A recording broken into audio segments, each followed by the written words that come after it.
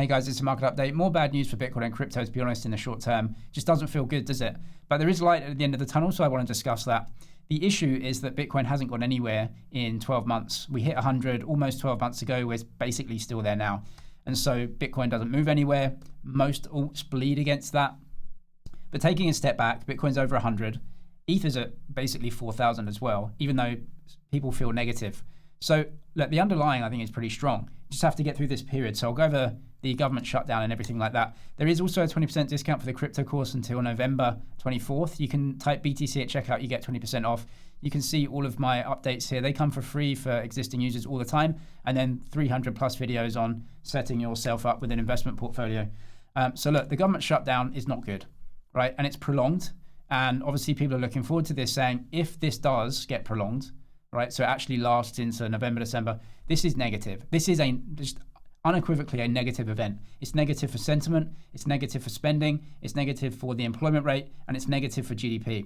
Literally, it is not a positive scenario, right? So maybe in a couple of weeks after the New York elections, maybe the Democrats open it again, right? And they get the votes, who knows?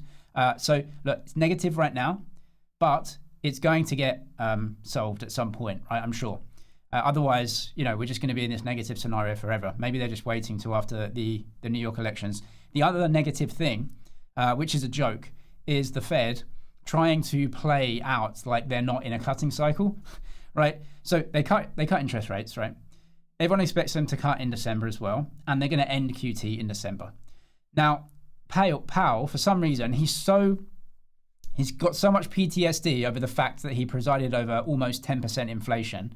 He printed 50% more money supply in about a 6-month period and dropped rates to zero. And he created the worst inflation in a generation.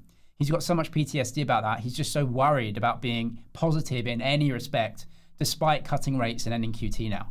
So he has to, and remember, the Fed's job is to manipulate behavior now, not to be accurate about predictions of the future. Their job is to say things that manipulate behavior now. And that's what he's done. He's going to cut interest rates in December. The government shutdown is a negative event to GDP, right? And so he should be cutting rates in December because of that, especially if it prolongs. But he's got to manipulate behavior now, and he's just in this hawkish mode, even though he's cutting rates and going to end QT in December. And he's told us that. He's saying, this is the Fed chair, by the way, one of the most important positions in world finance. I'm not saying it's going to, but yeah, you could imagine that. What do you do if you're driving in the fog? You slow down. It's gobbledygook, right? It's a joke. It's an absolute joke. What he's saying is, I'm cutting rates and ending QT, but I just really want to try and shake you out of your positions and get you in negative sentiment. Well, I'm not. I actually take the complete opposite side of the Fed at all times. I get that it's his job to shake negative sentiment into the market, whilst on the other side, he's actually cutting rates and ending QT. That's just his job and what he wants to do. It's his position now to just try and be negative because he's so worried about inflation. The problem Powell has is that his policy is not working because he cannot affect the stock. He's looking at the stock market at all-time highs and he's saying, I'm really worried. But his policy cannot affect that because those are hyperscalers investing hundreds of billions to trillions of dollars in AI. They don't care about interest rates. They've got cash to invest and they can borrow more cash at pretty much any rate that they want. Who Powell's policy is affecting is small and medium-sized businesses and real people who just cannot get debt for their businesses. They cannot issue equity. They have to go to the bank. Interest rates on the short end are very, very high in relation to what they can be doing. So there is a K-shaped economy. Powell's policies are not affecting the stock market and those big hyperscalers. They're affecting real people who are really suffering. You're seeing private credit now start to crack. This is the risky end, right? Junk bonds and things like that. Private credit is starting to crack. That's what he wants to do. He wants to collapse the market. He wants to create a huge collapse there so they can then drop interest rates, go through the easing cycle. But they're in it, right? They're in the easing cycle. They are cutting rates. They are cutting QT. And so this is just the way the cycle goes. We have to wait through this. The reason why I'm still holding my trades is because look forward 6 months. You have to get through volatility. If private credit starts to crash and you see some illiquidity there, Bitcoin's going to sell off, right? It's always going to be very nervous and sell off. But the reaction is Fed cuts rates, liquidity through the back door, and that's good for Bitcoin. That's what I'm trading, right? And they still haven't done that yet. They still haven't had this massive kind of whoosh of interest rates coming down, liquidity through the back door, right? I think it's coming, but we have to be patient. Bitcoin always sells off first, risk off, and then as they react, then we go higher. When I get out of my trades is when the Fed has already done that. So they've dropped interest rates, liquidity through the back door, all-time high. And then the next phase is, well, they can't cut interest rates again. That is the portion where you have to get out. Because then you're saying, well, the Fed's going to raise interest rates. They've created too much liquidity. They're going to create a little bit of inflation on the back end, right? And so they want to draw things down again.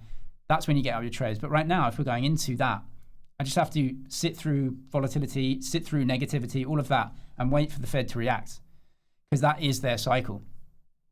Look, some tightness will remain until the end of QT on the 1st of December, but once that ends, we start to get Fed balance sheet expansion once more after a few years of contraction. The government shutdown ending, likely to be fairly positive as well. Liquidity picture is set to change quite significantly over the coming weeks and months. I would say months, probably not weeks. Look, we have to look forward and say, is liquidity going to be better or worse than it is now? I think it's going to be better. Therefore, stay in the trades, trust that process. And if liquidity is too abundant now, and then it's going to get drawn down, that's when I want to get out of my trades. But look, it's not abundant, right? It's clearly quite negative right now in that scenario. So stay in the trades, because the next move, I think, should be for more liquidity, which means fairly decent prices for Bitcoin. I'm not even sure Powell is going to move that much, to be honest, because he clearly doesn't like Trump. He's not helping Trump out. And you've got a lot of friction with that. And so that's why he's being very slow and steady. And he knows that he's going to get booted out in the spring anyway. And a Trump appointee is going to come in. If rates are a little bit higher, they'll just get slashed there as well, right? So if we're at 200K Bitcoin now and rates were at 0, I'd be kind of worried. But the fact that we're not, the fact that we're sideways down, sentiment is negative, and we're still at 3.75 to 4 on the overnight rate, there is room there to move more dovish. If credit tightens or anything like that, the Fed can move. So that all points towards the cycle maybe continuing, being longer, slower than it was before, right? 4-year cyclers are getting out or have got out right now, right? Your 4-year cycle, you need to sell. But if you look forward, this is from Julian Battelle, GMI, I'll link this below.